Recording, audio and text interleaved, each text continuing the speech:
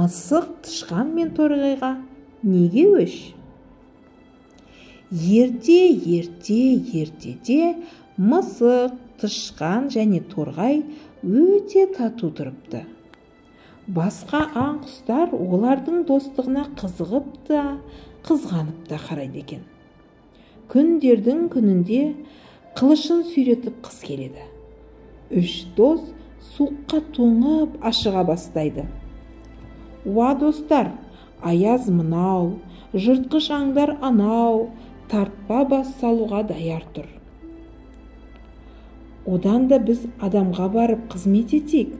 Сонда қарнымыз да тоқ болады, өзіміз де жылы баспанада алаңсыз өмір сүреміз деп мысық торғай мен тышқанға ақыл салады.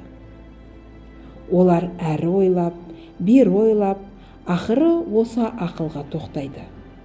Сөйтіп бір диханға келсе, үш досының бұл ойын дихан да құп алады. Бір күндері мысық екі досының қоңданып, едәуір семіріп қалғанын аңғарады. Бәріне берілетін тамақ мөлшері бірдей. Сонда бұл қалай болды деп ойлайды мысық. Енді ол торғай мен тышқанды аңдай бастайды. Сөйтсе, екеуі қамбадағы астықты ұрлап жеп жүр екен. Жақсылыққа жамандық жасаған достарына ол қатты ашуланады.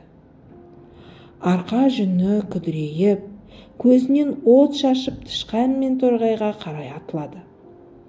Торғай сәл ашық тұрған есіктен лып етіп шығып ұшып кетеді. Тышқан көп тесіктің біріне зып етіп кіріп кетеді. Содан бері торғай мен тышқан мысықтың ата жаулары болып қалған екен.